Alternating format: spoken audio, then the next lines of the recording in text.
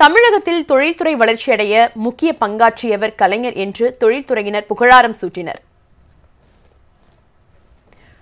தென்னிந்திய வர்த்தக தொழில் கூட்டமைப்பு சார்பில் கலைஞருக்கு புகழ் வணக்கம் செலுத்தும் நிகழ்ச்சி சென்னை நுங்கம்பாக்கத்தில் நடைபெற்றது.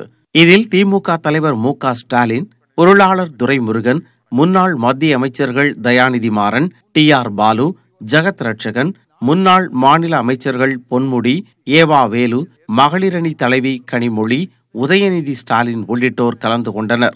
நிகழ்ச்சியில் பேசிய தொழிலதிபர் ஏ.சி. முத்தையா, மதுபான தொழிலில் ஈடுபட்ட போது அதை கைவிடுமாறு கலைஞர் கேட்டுக்கொண்டதாக தெரிவித்தார். கலைஞர் முதல்வராக இருந்தபோது தொழில்துறை முன்னேற்றத்திற்காக பல நடவடிக்கைகள் மேற்கொண்ட நிலையில் வருங்கால தலைவர்கள் அவரது வழிப்படி நடக்க வேண்டும் என்றார்.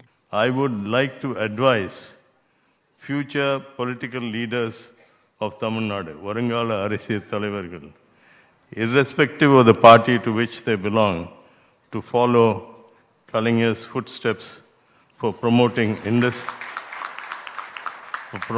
industrial growth in Tamil Nadu and emulate his foresight and vision.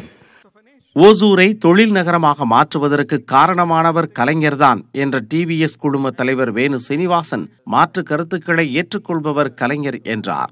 You could express an opinion which disagreed with his opinion, provided you couched it in the right language, but more importantly gave the right reasons why you disagreed with it. If you gave reasons, he was willing to discuss, modify his views on the subject, which is very, very rare in politics and in leadership.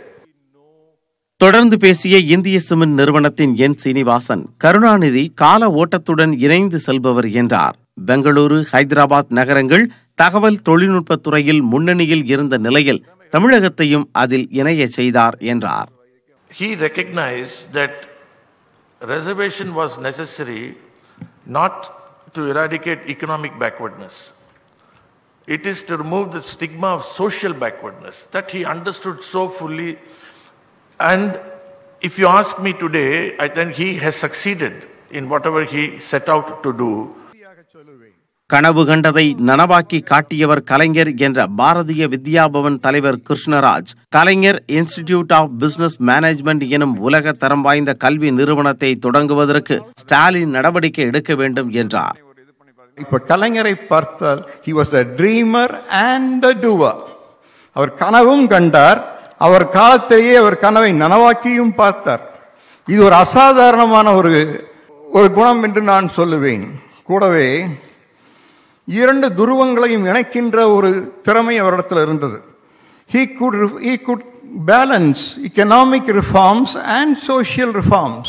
நிகழ்ச்சியில் Simpson குழும தலைவர் Krishnamurthy, Kevin care தலைவர் Ranganathan, PSG குழும தலைவர் நந்தினி ராமசாமி, ராம்கோ குழும தலைவர் வெங்கட்ராம ராஜா உள்ளிட்டோர் கலந்து கொண்டு பேசினர்.